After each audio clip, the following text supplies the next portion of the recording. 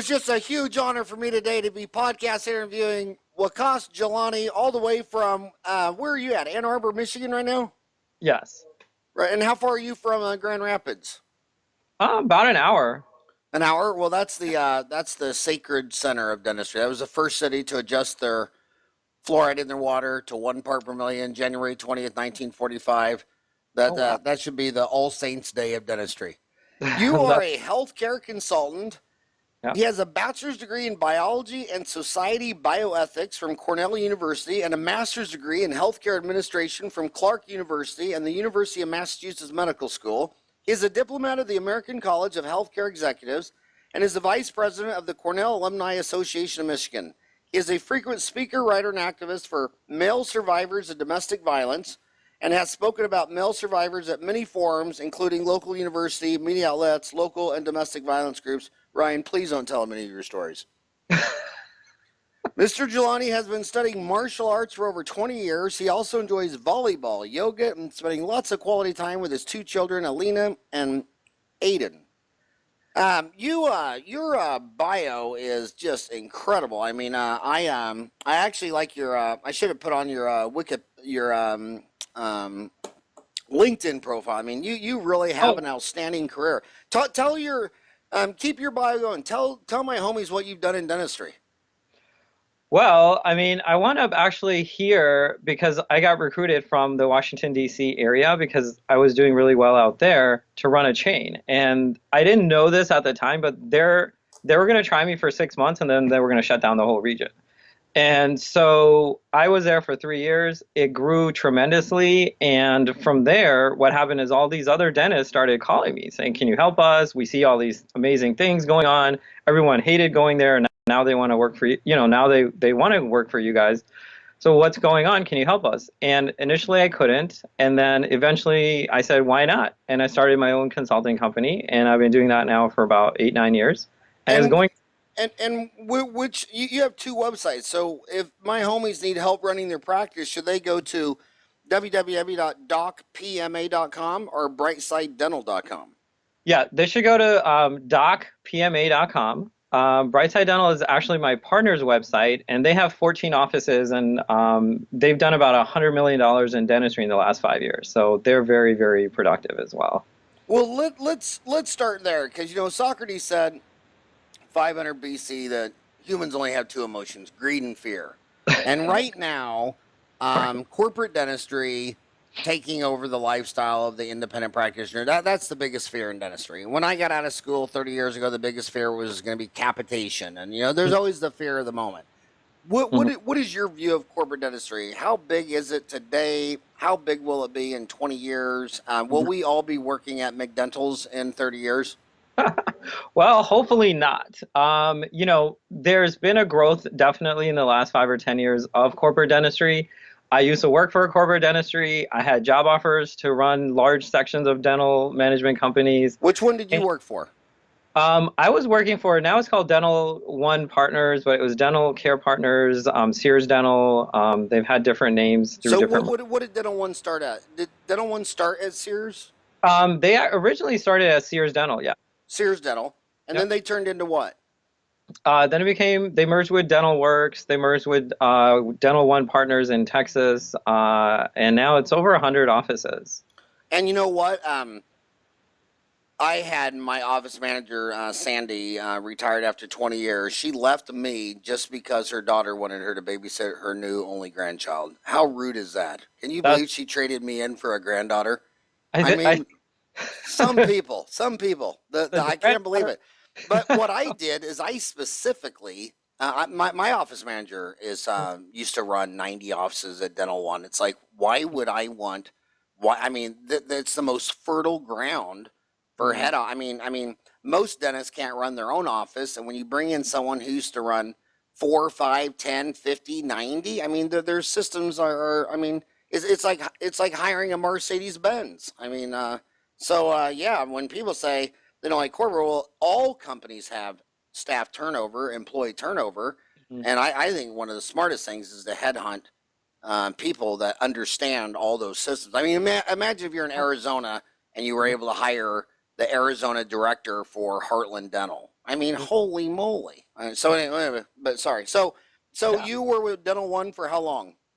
Actually 3 years. 3 years, and you did a complete turnaround of that area. Yeah, I mean, I had to fire 3 office managers my first week. And they had an office losing $40,000 a month. And so I turned all those things around. Their EBITDA, I think, 7x'd from where it was. And they started making money in every single office. And it started doing so well that everybody else wanted to work there. Whereas before everybody was leaving. And, it grew from there. So you had offices losing 40,000 a month. Most dentists are only paying their ex 10,000 a month. So that was a very stressful situation. Really? That'd be like having four ex-wives at the same time. So, why were they losing 40,000? Why did you fire the office manager? What is the low-hanging fruit lessons? First answer your first Sure. question. How big do you think corporate's getting? Because humans have a tendency to think linear. When the stock market doubles, they think it's going to triple, quadruple. They don't realize housing prices go up, then they come down. So I mean, corporate's been on a fast growth, but that doesn't mean anything. They could turn around and reverse. right. I mean, one thing is people don't understand the corporate entities are not there to even make money necessarily in each office. What they're doing is they're doing a stock play where Right. they just want the offices to be even a little bit profitable, and then the value of the company grows. And so in a few years when they recapitalize, the owners all get, millions and tens of millions of dollars. That's all they're doing. So for them, it's just a vehicle for them to increase their equity. So they're not invested in the patient care. And that's the problem. And I think at some point there's going to be a backlash and they're going to hit a certain plateau where they can't expand. But you said they're all doing a stock play, which I believe that's what they're all doing. I mean, I talk to these people; that's what they think. But there's zero evidence. I mean, Wall Street. 30 years ago, Orthodontic Centers of America, a bunch of them was on NYSE, a bunch were on Nasdaq. They all imploded, and Mhm. Wall Street boys are 10 times smarter than anybody I know. And I don't think. I mean, nobody, not one of those chains could go public today. So how do they think they're going to cash out with IPO, and that's not what they're doing. They're sitting there with a small venture capital fund that maybe has 5 million, and they want to flip it to somebody who has 50 million, and then flip it to somebody who has 100 million. I mean, it's a Ponzi scheme because at the end of the day, you got to do an IPO, and none of them could go public because they basically grow their revenue with debt. They couldn't pass Shark Tank. No, absolutely. But at the end of the day, the owner still has $100 million in the bank. So that's enough to walk away from anything. Even if the company implodes, they don't care because they've already gotten their money. They've more than got their money. They're set for life. And that's kind of what I see. And that's why I had a number of job offers from these chains, and I ended up just turning them all down because I didn't want to be part of that. My undergrad was ethics. I studied a lot about, philosophy, religion, and all of that stuff. Your And undergrad was what? it was a triple major. I don't know why I did it to myself, but Biology, society, and bioethics? yeah, it was how to use ethics, and I studied different religions. I studied ethics and philosophy and all the Socrates and everybody, and how do you apply those to issues in healthcare? And it really made me very aware of how technology impacts healthcare, how different things impact healthcare. So when I saw these chains coming in, you know, I said, you know what, this is not, I don't want to be part of this because I could see the long-term impact was not good for the patient. And that, was really what I was interested in. Also, I was interested in health policy, and I didn't go the medical or the dental route after college just because I wanted to be involved in the larger policy issues. I didn't want to be another cog just making some money and, whatever, living in my big fancy house. So not that there's anything wrong with that, but I wanted to make a But there's larger. a lesson there. Read it in the E-Myth. Every dentist who owns 5, 10 to 1,500 offices hasn't seen a patient in 20 years. And when you do patient care 40 hours a week, you never work on your business. And that's why so many of these businesses are failed because it's so addicting and fulfilling to treat patients all day. And then at the end of the day, you're tired and go home. And you never, ever did work on your business. Yeah, and that's where they bring me in because, I'll go in and typically, and I'm not saying this to brag, but typically my clients will double within a year, Okay, now and you're bragging. Now you're bragging. I thought you had an ethics major. You had an ethics major and you're bragging. Ethically So stating that most of your clients do what? They double in the first they will, year? they typically double the first year. Yeah, Yeah, I but mean, double in what? Double in what? Double in revenue they're or in, double in EBITDA? Double in uh, net income? their EBITDA will more than double.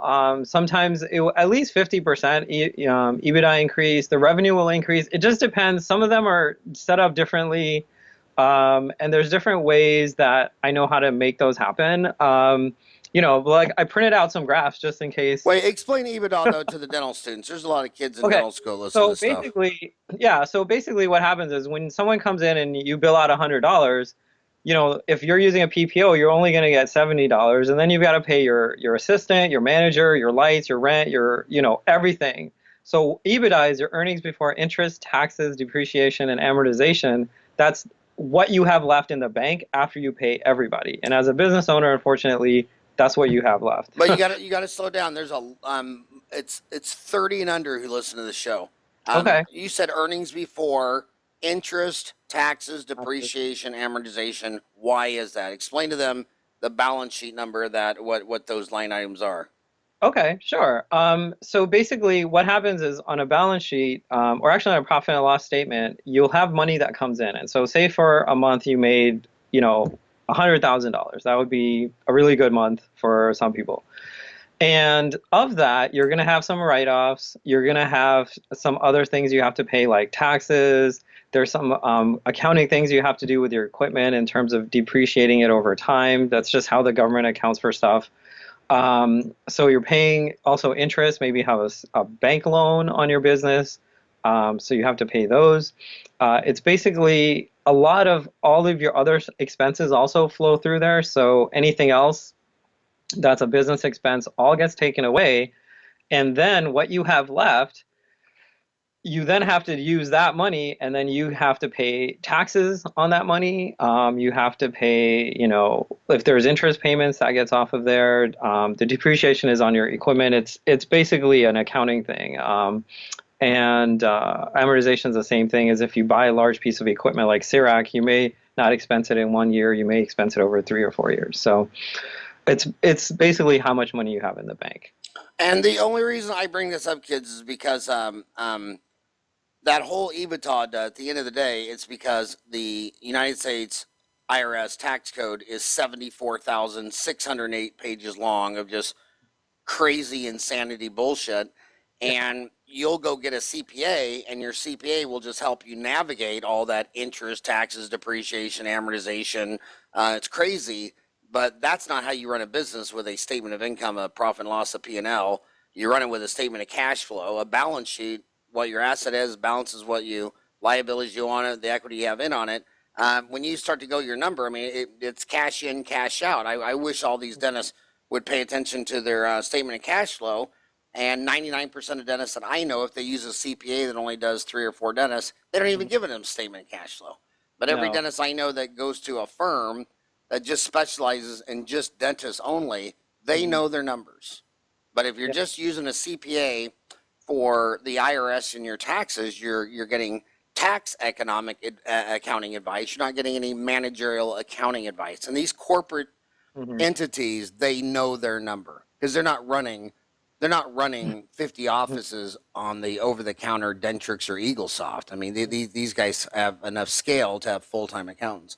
So, so what are you doing? So who's calling you these days? Well, I want to go back to that point real fast, Howard, because it's very important. A lot of times I'll go into an office and I ask them for their P&Ls, their profit and loss statement, and they say, "Oh, we have it somewhere," and I'll find it on the shelf, and it's 5 months old, so you have to dust it off. And a lot of dentists think that if I have a CPA, they manage my finances, but that's really not true. They're not managing their finances. And I'll give you an example. I had a meeting 2 days ago with a CPA, and he wanted to meet because I worked with this client only 2 months now, but their earnings, I think, tripled and in 3 months. And so the CPA is like, "What are you doing?" So I went and I sat down, and then we developed a whole financial plan in terms of how do you do this? How do you, what types of things, do you need to put money away for larger equipment, for another office? A lot of time dentists, I want to buy a Cirac. Well, it's going to be a lot of money.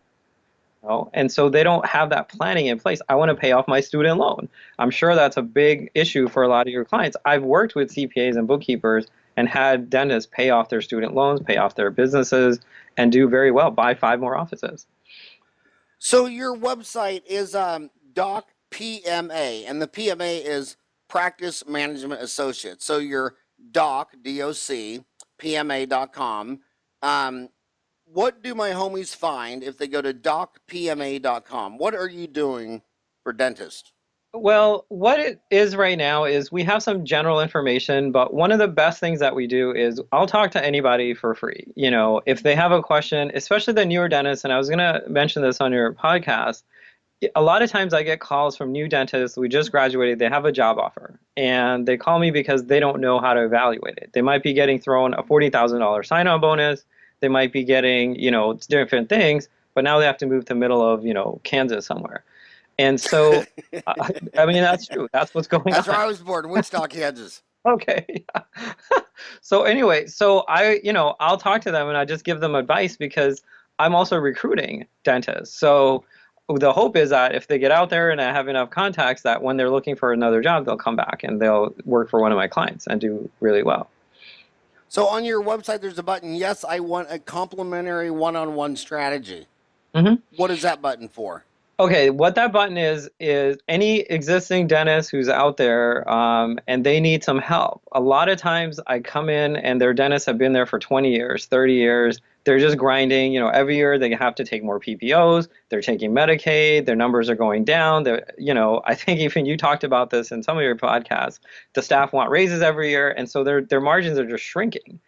So I'll go in and I'll talk to them virtually and we'll figure out what's going on with their practice. What is it that's going on that we can fix? And I'll give them some very, simple, basic, easily doable steps that they can implement. And that's all free. I'm more than happy to help them with that. If they want more help, obviously, they can come hire us or talk to us some more. We're also getting a mastermind group set up that's in the process. So we'll have something available virtually if people want to have discussions with lots of other dentists and on certain topics, and we're getting that.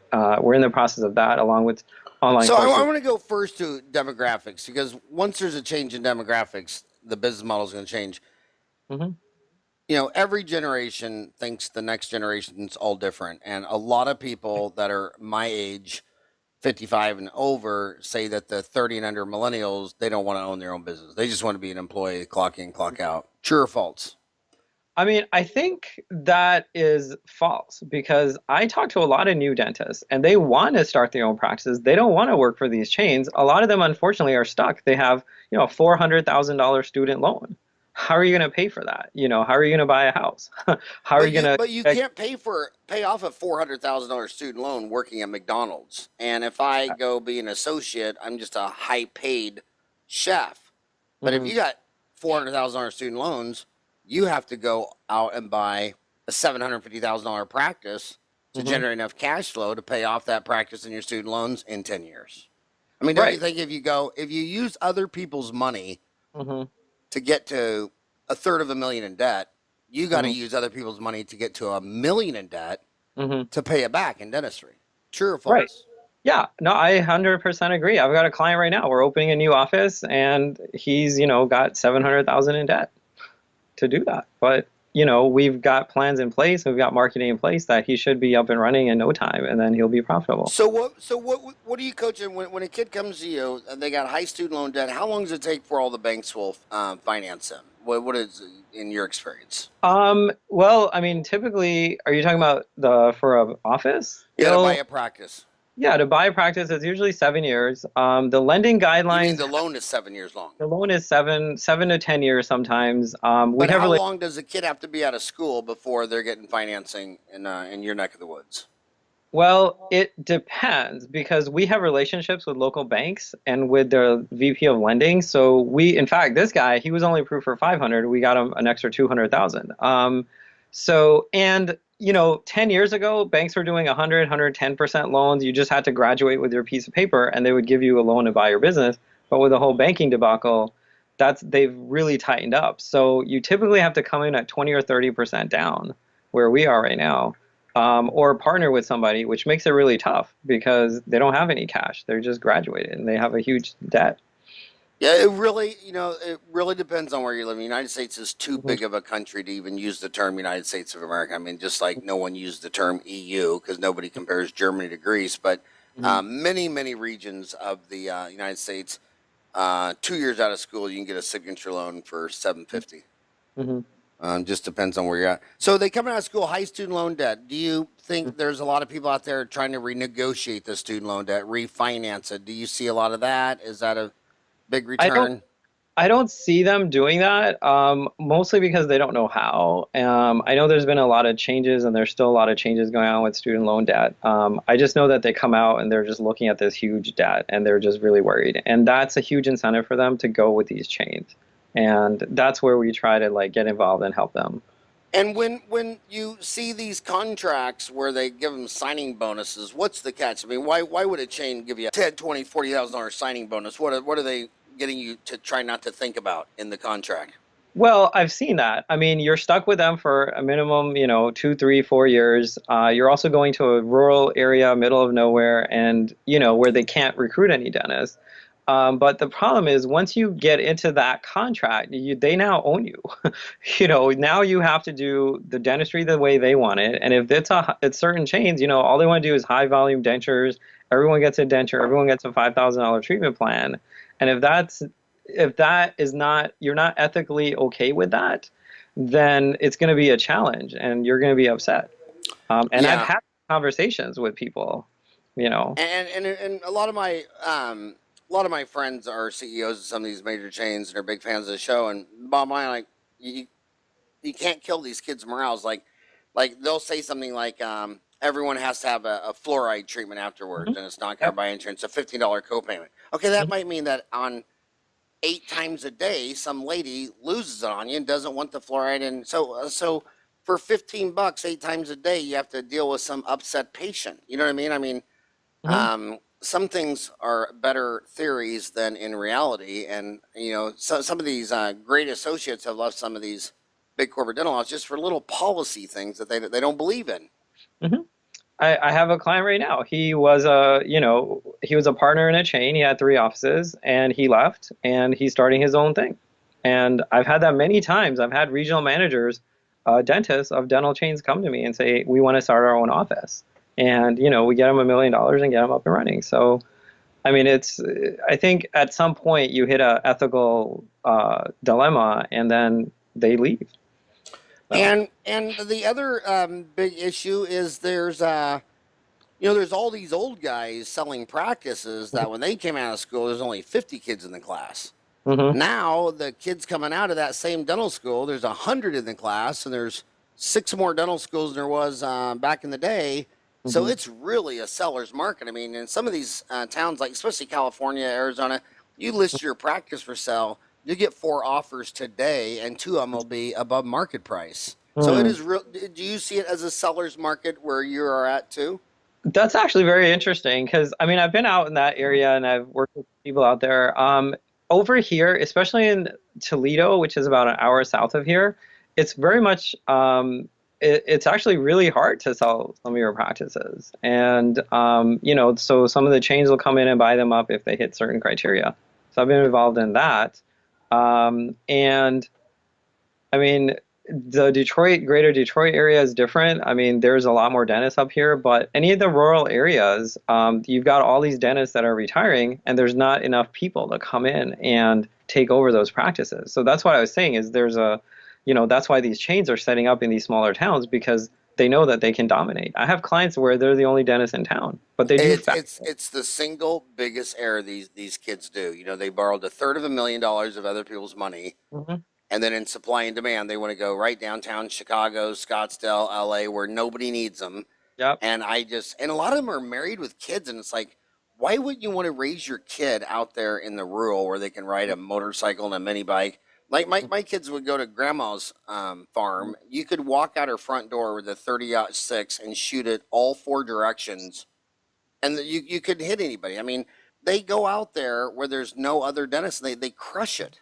Hmm. They Oh, just crush it. And then they come into the big city, buy an expensive house, 2 expensive cars, stay home spouse. And when mhm. they're 65, they're still paying interest on debt of other people's money. And then the That rural people are just millionaires. that's 100% true. I've got a client in Toledo, and same thing. I helped him pay off his debt. He had $1 million office. It's grown like tripled, more than tripled, and he's bought 5 offices. But he's just killing it because there's nobody in town. There's really no And competition. and and, and people just don't think. I mean, I like right now in Phoenix, they're opening up in Scottsdale because they want to live in Scottsdale. Hmm. Well, it only takes you 45 minutes to Hmm. drive south, leave Scottsdale, Phoenix Metro, and then you Hmm. get to go to Maricopa and Florence and Eloy, where it's booming, and everyone down there is getting 100 new patients a month. And then Hmm. they're coming back to you 5 years later, 10 years later, and those areas out of town are still booming 10, 20, 30 years later, and they're Right. still struggling because they just had to live in Scottsdale. And And it's people like, don't. okay, if you want to do that, you have to do that with adopting a minimalist lifestyle. You have Hmm. to say, well, I want to live here so bad. I don't want a Hmm. big house. I don't need a new car. I don't need to eat out at restaurants. Hmm. I don't need this high overhead lifestyle. I want to live on the beach, and I've seen dentists do it. Live on the beach in LA Hmm. with a little bungalow practice. I've seen it there. I've seen it in Florida. I've seen it in Clearwater. But they Hmm. have a very, very minimalist lifestyle. Like their hobby is like yoga and Hmm. walking the beach with their dog. I mean, it's not driving nice cars, going to restaurants and traveling and having, they just.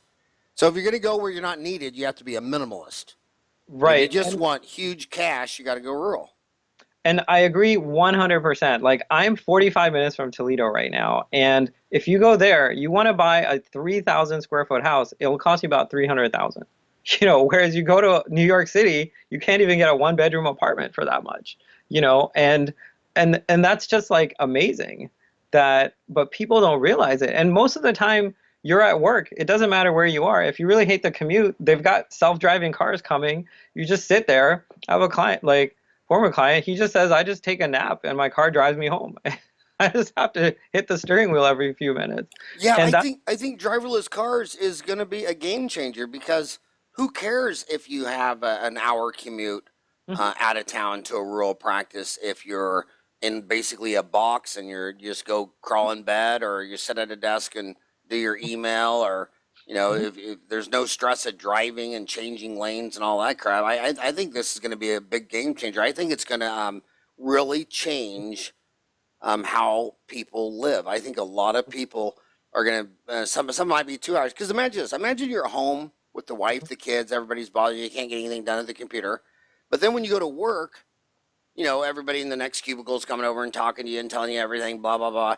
So leaving home and getting in like a U-Haul box, a driverless car, and sit down at your desk and do all your email where nobody can bother you. Then you Mhm. get to work. Then you have all the meetings and all that stuff. And then after the meetings, you go back in your box. You have 2 hours all the way home. Then when you pull up in your driveway, you leave all the stuff in the driverless car box, and now you can disengage and go re-engage in your family. I think it's going to be a total, complete game changer. Yeah, until the teleporter gets invented. But for now, um, so what is your? If someone just said to you, rant on the aging dentist population, what would you say? say that again. I'm sorry. Aging dentist population. Yeah, I mean, there's a lot of dentists who are aging, and in the rural areas, they can't find buyers. So it is really a buyer's market. If you want to go and get a nice office that's already there, you're gonna have to spend some to fix it up or just move next door. You can get thousands of patients. You can be up and running. Like I tell a new dentist, do not start from scratch. Why would you? Why don't you just start an office? Take over somebody's office. We just had a client did that. Like they took over an office, been there 40 years, and you've got a huge patient base. I've had guys come in, they had 9,000 charts in the basement. So why would you want to like start from scratch and fight and claw with all these people when you could have it super easy? Okay, another thing they're asking a lot is when they come out of school. Okay, obviously we know you should go rural. Obviously we know you should go where you're needed. You'll never see 27 Starbucks on the same damn corner. They're all evenly spread out. The next question they ask is, should I start my own from scratch and do a de novo, or should I buy? I would say definitely buy. And the reason why is if you start from scratch, there's a learning curve. You just got out, you're still learning clinically how to be faster. You'd have to basically learn all about how to run your practice. and it's going to take you a year or more just to get money and start breaking even. So you're going to be struggling. And if you buy, then a lot of that's already there. You already know the patient flow. You already know the different things. And that's where I come in. A lot of times they'll call me. They say, I had a guy call me. I just bought 3 offices. I don't know what I'm doing. How fast can you get to my house? So 2 days later, I'm sitting on his couch and we figured out how to make it work. Yeah. Yeah, the fastest way to go under, I think it's between your second and third office, or you're between your third or fourth. That's about the highest failure rate of anything I see. Yeah. They grow. That little problem in one office, that was a Doberman Pinscher. At 3 offices is a Tyrannosaurus Rex and just takes you out. You have to perfect your prototype and then turn that into 2. And then when that's all smooth, then add a third. The going from 1 to 2 is a double. Going from 2 to 3 is just a third. 3 to 4 is just 25%. 4 to 5 is just 20%. But you got to get your house in order and get poised for growth. And they just start thinking to expand. I want to go back to what you opened up with, the shrinking margins. I got paid more for a root canal 30 years ago than I do today. What do you when you go into these offices and you see they're 95% take Deltas, and that's a PPO. Right. I read that 82% take 2 or more. I think 65% take 3 or more. And then by the time you're down to 50%, they're taking 12 to 18 plans. Do you go in there, and what's your thoughts on the PPOs? When you go in there, are they just flat out losing money on some of these plans and you cancel them? Or there's also a bunch of people on the circuit saying that they renegotiate your PPOs. They've made entire business out of just negotiating your PPOs. Talk about PPOs. What's your thoughts on PPOs? Okay. We'll get into Medicaid later, but with PPOs, a lot of times when they start an office, they build a beautiful 4,000 square foot office. They've got $1 million loan. They've got all the staff that said, we need some people. So they'll just sign up with every PPO. They'll get some patients. They're giving them a 30% discount up front or 40% right there. And, there's a lot of people who don't have dental insurance. And there's, especially now with the governmental changes and stuff, more people are not going to have any kind of insurance. And so we go after the, self-pay patients. And a lot of times I'll go in and they have Medicaid, which is terrible. They don't even understand. A lot of times they're losing money. Every single Medicaid patient, they're losing money on them. And but so they'll make it up in volume, though. No. Who cares if I lose $20 on every patient? I'll see 100, and then I'll work through lunch, stay late, and come in Saturday and pay my staff overtime. Exactly. I'll lose money even faster. How ridiculous. But that is really the mentality of what a lot of people have, because all they see is patients. They think, if I just have more patients, I'll make more money. Let me sign up for Medicaid. Let me sign up for PPOs. Let me just do whatever I can to get more people in here. And that's not correct. You should go for profitability. You can actually see less patients and make way more money if you are very careful about what you do, who you look at, and your fee schedules. Like before dentistry, I was in charge of insurance contracts for a hospital, and there was $100 million a year that I was in charge of. And I was negotiating with Blue Cross and Aetna and all those guys. Every month we were renegotiating fees, we're running utilization reports. And so I do that for my clients. I'll post some of these samples on there, but one client. Are you going to put up some PowerPoints now? Well, I can just show you because I had to print it out. This is one client, and I don't know if you can see it, but we had a potential increase of $500,000 in their collections from 3 offices just by tweaking their fee schedule. And that was at a 25% efficiency rate. But how do you tweak a fee schedule if the PPO is setting the fee? No, but you can negotiate with PPOs. A lot of them don't know that. You can renegotiate and negotiate all day long. So you called the PPO yourself? Well, I will train their staff, or I have someone from my staff. We call their PPOs, and every year or every other year, you can renegotiate fees. So, and usually I get help from one of the local supply companies like Shine. They'll help me with some of the numbers. But they get me numbers and we can renegotiate. We'll figure out, a lot of times also dentists, they'll come in and say, I want more patients. So I'll set my fees at 20% at the 20th percentile for my area. And if you don't know percentile, that's your range. You want to be at the 60th or 70th percentile, or at least 50th percentile, but it's that same mentality. Oh, I'm going to just get more patients. I'll make it up on volume. Well, if your fees are so low, you're at the 20th percentile, you're losing money on some of your procedures. So we go through and analyze those. We see what their actual revenue is per procedure overall, and we'll look at it for each insurance company. And then I know there's companies out there that do some of this too. And then what we do is we'll say, you need to come back at this amount. And by doing that, and it takes a year, but by doing that, we can actually get more money out of the insurance companies. And a lot of doctors don't know that. They haven't raised fees because they're scared to. They don't want to lose patients. It's all that stuff. And the reality is the opposite. Well, most of the dentists are fee, at least 60 to 90% of their patients, the fee is set by the PPO they're signed up with. Yeah, but you can negotiate that. And You can. so where would the doctor get a list of the fees in his areas to know what the 60, 70th percentile was in his area? I mean, there's a database. Normally, you can call like Henry Schein or somebody, and they'll do it for free for you. And I have a good relationship with the regional manager, and so any of my clients, they'll set Can up. you have him email me? Maybe he'll want to come on and talk about it. Maybe that's a new feature for Henry Schein. Yeah, actually, they would love to do that. So I'll call him because they want to do that nationally. Because I mean, I can do it too, but I have to pay money for it, and so they paid for the whole country. So that way, it's just easy. Email me howard@dentaltown.com and CC him at henryshine.com. That would be an interesting deal. Yeah. I've heard also from many PPO experts that you just when the doctor calls the PPO, they're just so much more likely to change the fee as opposed to your office manager or consultant. Do you agree with that or disagree with that? I mean, the doctors usually see the problem with the doctors is, and this also applies in management. The doctor, it's like do no harm. You're taking care of patients. You're trying to get patients out of pain. You're not trying to cause pain. And when you're negotiating with insurance companies and you're trying to manage staff, you have to do the opposite. You have to inflict pain on the insurance companies and you have to be tough with them. You have to be tough on your staff. So the doctor usually is not a good negotiator because he's always trying to like minimize conflict and not create pain. So really you need a tough office manager who can like call them and do that. And we train them how to negotiate with them. And like we're negotiating equipment costs too for new offices, and we will negotiate. We'll save them $100,000 on new equipment just by negotiating hardcore with all the different suppliers. Well, the number one cost in dentistry didn't even show up on a balance sheet 30 years ago, and that's the adjusted production. Oh, I yeah. mean, the labor.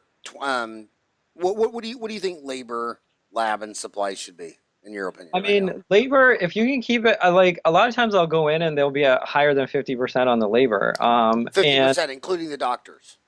Well, not even the doctor. Like I see Just the some really bad. staff. I've seen really bad. I've seen really bad. You've seen staff labor at 50%? Yeah, yeah. They've got receptionists making 22, like for here, which is a lot, an hour. They've got all kinds of stuff. The assistants are all up in the 20s, and and there's no money left for the doctor. I mean, it was ridiculous. like it was really bad. Well, I know a lot of CEOs of corporate that they used to go in and buy all kinds of practices, but they're switching to de novo because when they go into old man practice, first thing I have to do is tell the staff, okay, you're making $25 an hour. We can replace you for 18, so we're going to move you to 18. If you want to quit, we understand, but you're the guys that signed up for all these PPOs. The whole market changed, and being a dental office receptionist and assistant isn't like it was 30 years ago. And so we're going to, so what would you like to see? So you've seen labor as high as 50%. What do you think it should be at? I mean, if we can get it under like 40, 30%, I mean, now I'd have to look at the specific balance sheet because it depends on a lot of things, like if they're a specialist, if there are certain things that they're doing in certain business lines. I know on the supplies costs, we try to keep it between like 5 or 8%. I know with labs, we're trying to do 2 to 3%. 2 to 3%. Depending on what, again, if it's an orthodontist, if there's certain specialties, prosthodontists I work with and they have like higher costs. So again, it just depends, but ultimately I try to get my clients net at least if they can get to 30 or 40%, that's what we're looking for. But I've come in and they've been at 10%, which means out of every dollar, they're keeping 10 cents. And that's But the problem with that number is you're mixing the labor cost of the dentist with the profit dollars from having capital employed in a dental office. Like a doctor will say, "Well, my overhead's 60%, so I make 40." It's like, okay, buddy, well, why don't you quit going to work and Mhm. hire an associate, and you're Right. gonna have to pay them 25%. So now you're 40. You pay that guy 25%. Now you're down to 15. So basically, your profit margin Mhm. from having capital employed in a dental office is 15%. You Mhm. just have a nice paying job, but you're a dentist, but the IRS does this with CEOs because a lot of CEOs for tax advantages, they might really Mhm. overpay themselves or Mhm. underpay themselves. And the IRS goes in there and says, okay, you own a small business in rural Ohio and your company takes in 3 million and your overhead's 2 million. This is what a CEO is worth, and this is what profit dollars are worth. You know what I mean? Yep. So if your associates in your area get paid 25% of adjusted production, Mhm. then that's your opportunity cost of being a dentist, and then the other 15%. So yeah, there's a lot of peanut butter and jelly accounting. Yeah.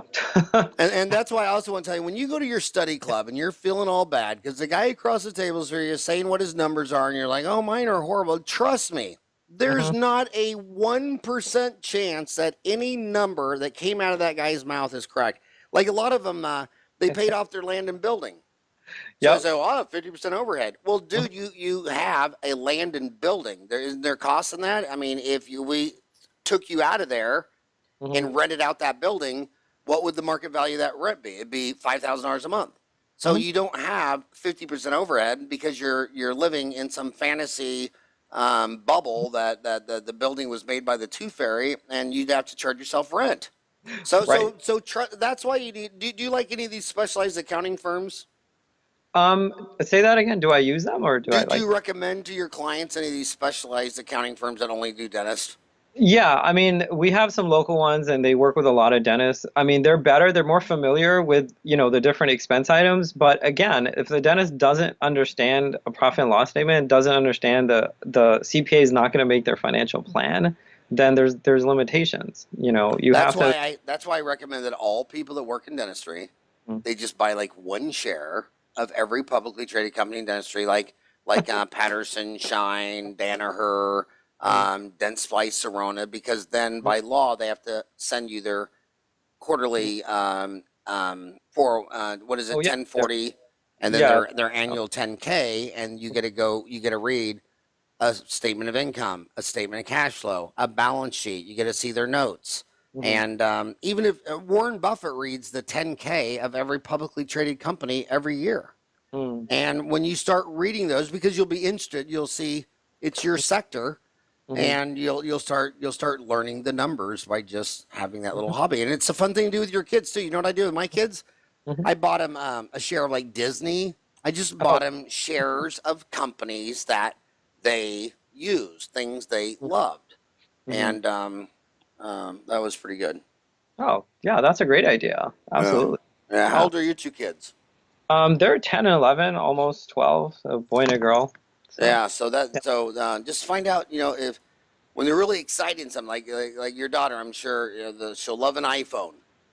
So Yeah, buy her a share of Apple stock. So right. when she wants an iPad, say, well, first, Yeah. instead of buying an iPad, let's buy a share of Apple stock. Yeah. And let's learn about this iPad. But it's a neat deal because Yeah. humans only learn if they're interested, and that's why they don't know any of their numbers. Because what Mm, they're truly interested in is mm. bone grafting and Invisalign, and they're just that's what they're truly interested in. They just Yeah. really don't have any interest in everything we're talking about. In fact, right now there's probably no one listening to us right now. It's probably just me Talking and to you. ourselves. No one. In fact, if you heard me say that, email me howard@dentaltown.com. Just say I was actually listening. Um, Look, see, no email. I just You got no no email. email. No one even replied to that. But who's the typical dentist Mhm. going to docpma.com? What is your bread and butter client? Who do Or, you best serve? What problems is it? Is it because their mhm, overhead's high? Is it because their mhm. staff is dysfunctional? Is it because they're trying to sell? Or who's your average typical client?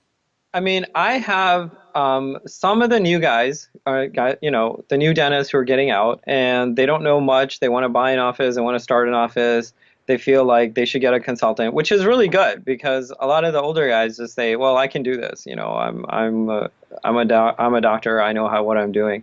So also, I have a lot of people who've been at it for 20, 30, 40 years, and their margins are just decreasing.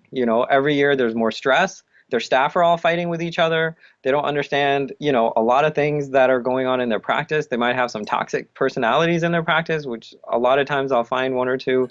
And, I can do things just by firing people and by correcting staff. Like this, I want to show you this graph. This is a collection graph. Over here, you can see the numbers going up. That actually happened. We cut a staff member. That was one of the reasons what caused that. And it's really amazing what some of these toxic people will do in the office. So But that's why I do. okay, but toxic is a term.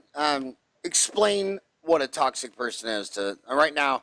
All these Okay, kids are they're commuting to work, right. and Um, they think things like, well, she's going through a divorce, or well, her mhm. daughter is sick, or what is a toxic personality? Well, I mean, And try not to obviously, use me as an example. no, definitely not. Well, situationally, we all get upset. There's things, someone cuts you off, you get mad, you like yell at them. Hey, that happens to everybody. We're all human. We have emotions. However, a toxic person is somebody who's like systematically and constantly doing things to maintain control of the office or control of certain people and certain things, and they will not let expansion happen. And I can go in and spot them instantly. I've gone in, and I've said, look, you need to fire this person. And they said, well, we've Okay, had what did you spot? How did you spot it instantly? What is this person doing?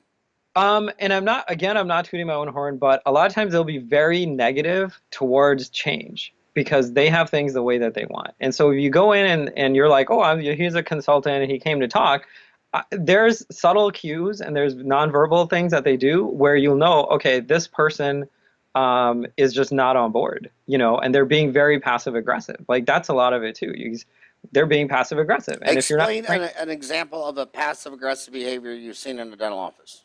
okay, I mean, I'll tell you like, and I spouses, like, the husband or the wife of the doctor, like you go in and you say, okay, we want to do this. And then they say, oh, well, we can't get it done. And it's something very basic and simple. I've gone in and I've like all kinds of stuff, an office manager who said, oh, we can't implement it. And then they like mess up your meetings and then they don't pass your messages along. And, like I went in and I said, look, you need to fire this person. They're toxic. That was my first impression in the office. They said, well, we've had a consultant for another company. We paid him $60,000 a year for 2 years. They're the one who hired him. I'm like, okay, see you later. Fine. It's not going to work. 6 months later, they call me back, super embarrassed. You were right. They embezzled at least, 25 grand on their credit card and like, some other stuff they were doing and we didn't catch it. So, fired them, got the new person in, their copay collection rate went up by 90%. Why? Because now they weren't embezzling. I I sent I just want to add a couple of things. That what another thing I see in the dysfunction is when someone starts clicking, like the office has got like 9 girls, but these three always go, Yep. and Yep. no, the other 6 aren't invited. Mm-hmm. Number two is the biology of the brain. The moody person, Mm-hmm. when she's all up and tells she's great, but when she's down, it's too much scar tissue. And Mm-hmm. Mm-hmm. the best employee is every time you see them, the same person shows up. But if you Mm-hmm. ever get to the point where like, oh, I wonder who's showing up today, Jekyll or Hyde, and it's Right. not even their fault. They're just biology, but it's Yeah. just destructing. Yeah, it's very destructive to practices. And sometimes you can't fix it. Sometimes I've had to terminate clients because, the husband or the wife, is the manager and they're running the dentist. And I want to switch gears completely. It seems like the dentist, even when they're going downhill, I mean, even though they'll say, "Oh, it was better 20 years ago," and hmm it was actually even better 10 years, but the practice is going downhill. So their number one solution is I always got to advertise and spend more advertising. I need to get more new patients. It's mm like, dude, it'd be like a drug addict saying, this heroin's got to stop. I'm going to use twice as much tomorrow, and then a week later, this heroin is horrible. I'm Right. just gonna leave the IV and all day. It's like, dude, why are you trying to get more new? It's like the Titanic's going down, and they're trying to add people on board. Right, right. Like they'll just sign up for Medicaid. Oh, we'll just get more Medicaid people in here. Oh No, yeah. you're losing money even faster and driving out all your good patients and getting left with, these patients. They're not getting paid. A So, lot of so what do you think about the new patient? I mean, is that the cure all drug for your clients? What's really funny, Howard, is every single doctor says we're hiring you because we want new patients in our practice because we need to make more money. And every single time I've told them, I'm not even going to touch your marketing for 6 months because I can probably double your office without spending an extra penny on marketing. Maybe a few $100 here and there, but nothing spectacular. In fact, I want to show you this graph. I actually cut, this guy hired me right here. I cut their marketing budget by over $3,000 right here, and their new patient count more than doubled. And you're thinking, how is that possible? Well, because the front desk wasn't trained. When the patients were calling in, the potential new patients, they were screwing it up. They weren't answering it properly. They weren't, scheduling them at all. There was he was spending, all kinds of money on useless advertising that was pointless. So we fixed all that, and it more than doubled. It went from a low of about 75 to about 140, 150 patients a month.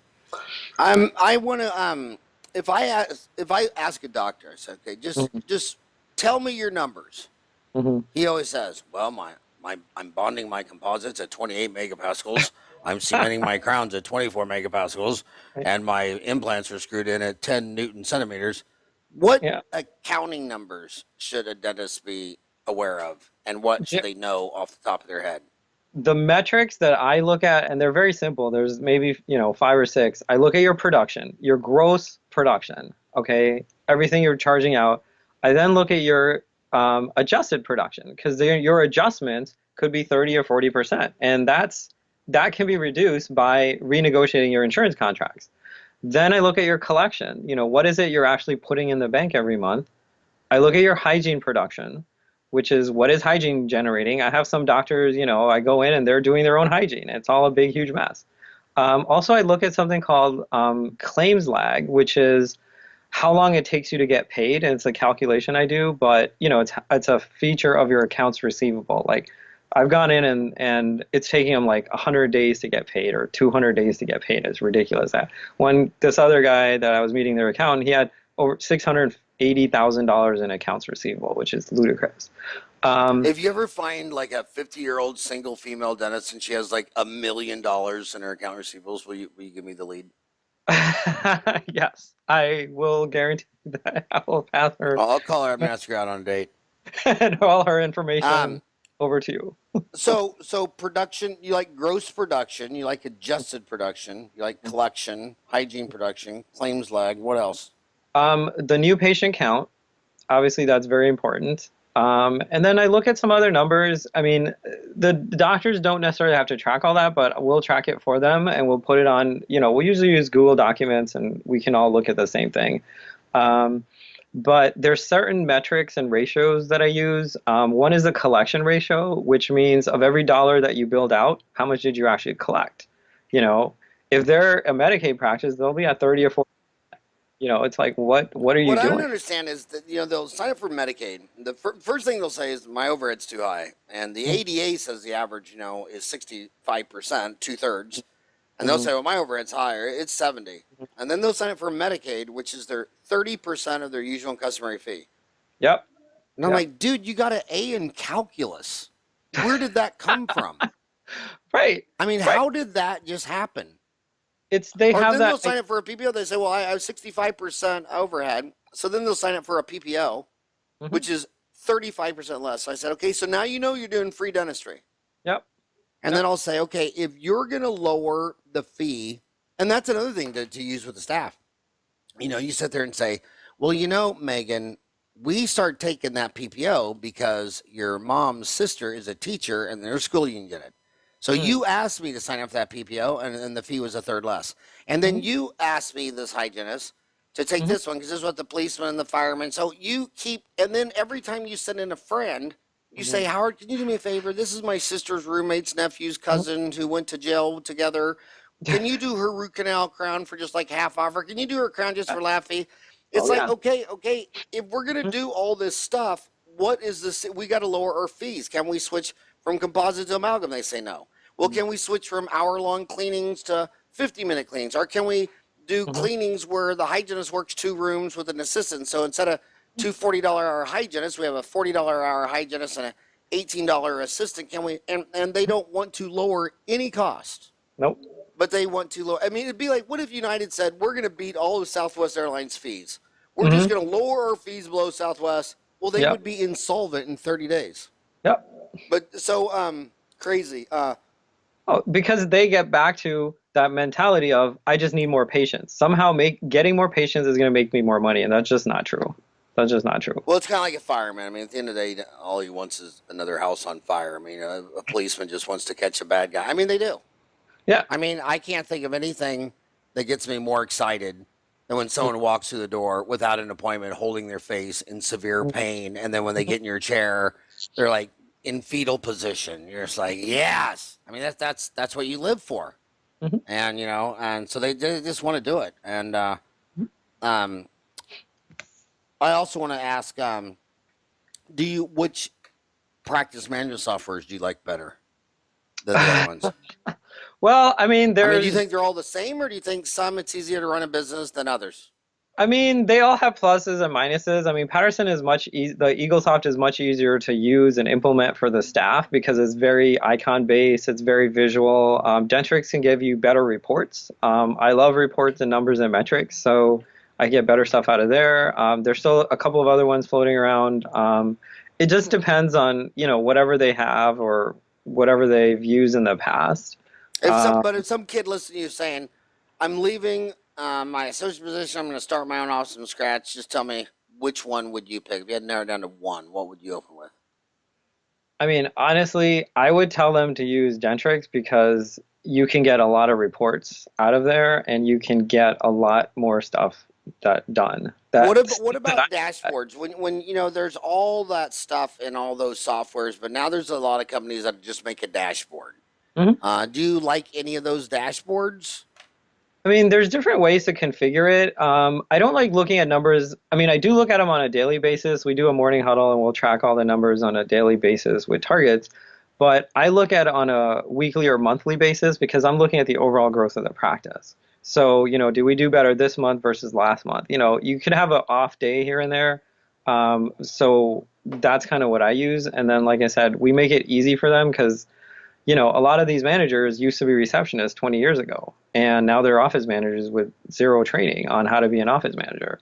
So they can't Um, handle. Another thing that bothers me is some kid starts a de novo practice from scratch, and he goes out on the corner, and he's right by the grocery store, and he opens up his office, but he's closed like 3 days a week because he's working part time somewhere else. Mm. I mean, it's like, dude, one person walked in with a broken tooth, it's a crown. One person with a toothache, it's a root canal and a crown.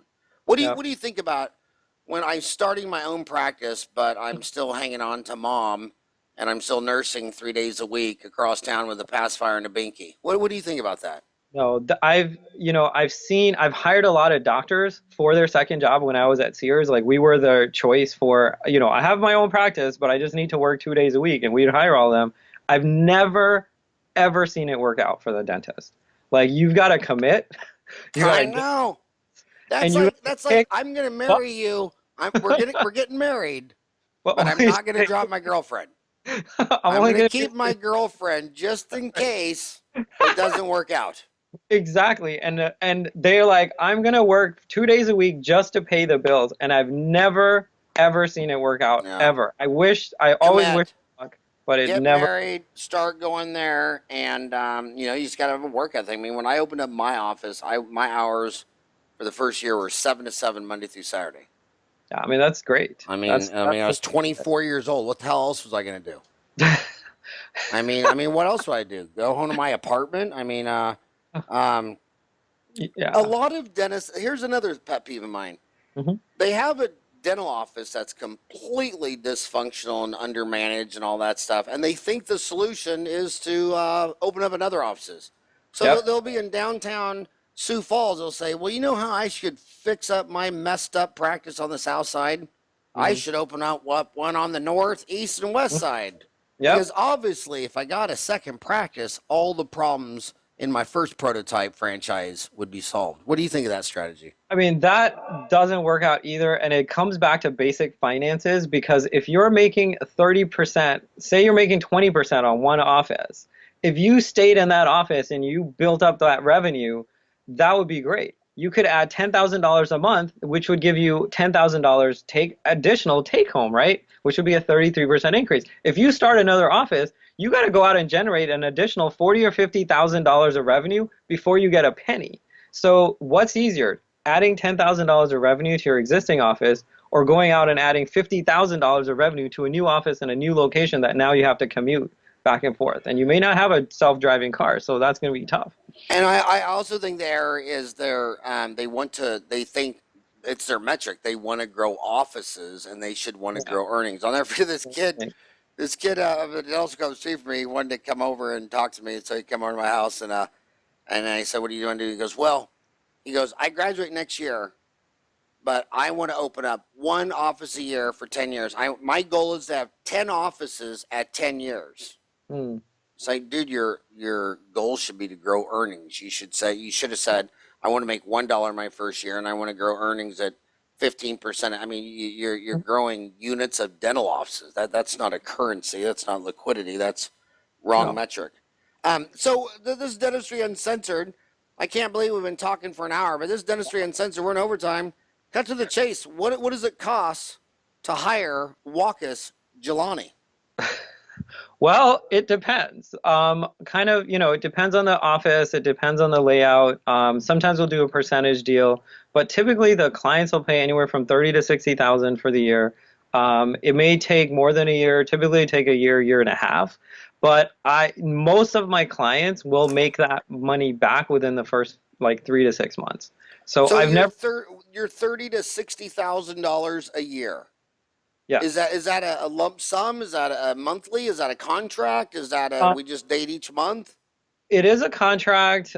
We do have a deal through finance companies where they can pay them, and then we'll get them approved for financing, and then they pay monthly to them, and then we get paid. Who do you finance that through? There's shoot, what is their name? I'm trying to think of their name right now, but I'll put it on the website. So it's 30 to 60,000 for a year, Correct. and is that but you said most of your clients take 18 months, a year and a half. Yeah, and I've had clients for 8 years. Like I've had my first client is still with me, but we're kind of doing more strategic things And here's why I get so mad at my doctors. Mhm. They'll say $60,000. Hell no. And then the next thing, what did you do last weekend? Oh, I went and bought a $90,000 BioLace. Oh, I bought a $140,000 CAD cam. Oh, I bought a $100,000 CBCT. Oh, I'm signed up to go to Dominican Republic with a Rune Guard by a bunch of. It's like, dude, $1,000. why Yeah. is it? And same thing with student loan debt. Mhm. $350,000 student loan debt. That's the end of the world. Mhm. Then 4.5 hours after they graduate, they go buy a $400,000 house, and that's awesome. Mhm. So when $400,000 on a house, oh, you're so lucky you have access to other people's money. But $350,000 to become a doctor of dental surgery in the richest country in the world. Now they're a victim. They're playing the violin. They're on, it's the humans. And when it comes to money, it's so emotional. So what's the percent chance if someone gave you $30,000 to $60,000 that in the first year their increased earnings would pay back that $30,000 to $60,000? Pretty much everybody I've worked with for a year or more has done it within 3 to 6 months. How much of them have reduced stress since finance is such a huge part of personal and interpersonal stress with your spouse?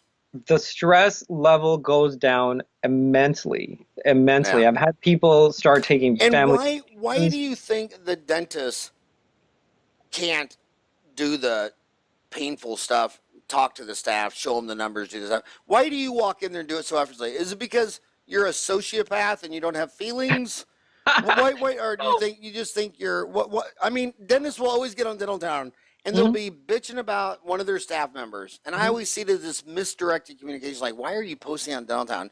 You Hmm. should be walking over to your sister right now and having a conversation with her. But you know when they're posting on downtown, they're not talking to theirs. That's what's wrong with gossip. The problem Hmm. with gossip is simply the fact that you're going to tell me and you're going to feel better, but you Hmm. didn't solve the problem. You should have used all that energy to Hmm. go tell your sister, and then Yep. you'd feel better and you guys would communicate, and it's just misdirected. So why do you think you can go in there and have these uncomfortable conversations with staff, overhead, suppliers, everything, and they can't? Well, I mean, the doctors are, again, they're trying to take people out of pain, they're trying to make lives easier, and then it takes a lot to have to fight with your staff, to have to do all these things. They just don't want to do it. And they don't have the skills to, like some of them do, but they don't have the training to do it. And then they look to their $15 an hour front desk slash now office manager, and that's just not true. Like I've managed 150 people. I've fired dentists. Like I've fired dentists all the way down to receptionists. So for me, I can go in there and do whatever needs to happen.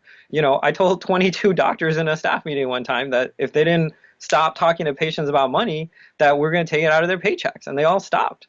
I made them sign a form that says I'm going to stop doing that. So I can go in and do that. Plus, I have degrees, I have training, and this is all that I do. If I had to look at an X-ray and try to do a root canal, it just never would happen. I'd kill the patient. But if I need to go fix an office, boom, I can do that in 5 seconds. Okay, this is the last question, and I'm asking at the end so that if you don't like the question, Ryan could edit this out and clean it up. Why do Okay. you have such an interest in anti-bullying, Okay. physical abuse, verbal abuse, getting rid of that? You've had to fire clients because their Mhm. spouse was a bully. You fired. Mhm. Why does this interest you so much? Well, I mean, I've suffered it myself, and That's what I was going for. So yeah, you have a crazy father? yeah, no, no, not there, but Was it a um, school or? no, like, well, I mean, I was in a very abusive relationship, and I learned a lot of things about myself and about how those things happen. And, luckily now I'm out, and I'm very, very good at spotting those types of people, and a lot of people aren't. And it's a very, very technical, it's a very specific topic, and most people can't spot these people because they're very good at hiding in plain sight. And so I can Hiding go what in plain sight?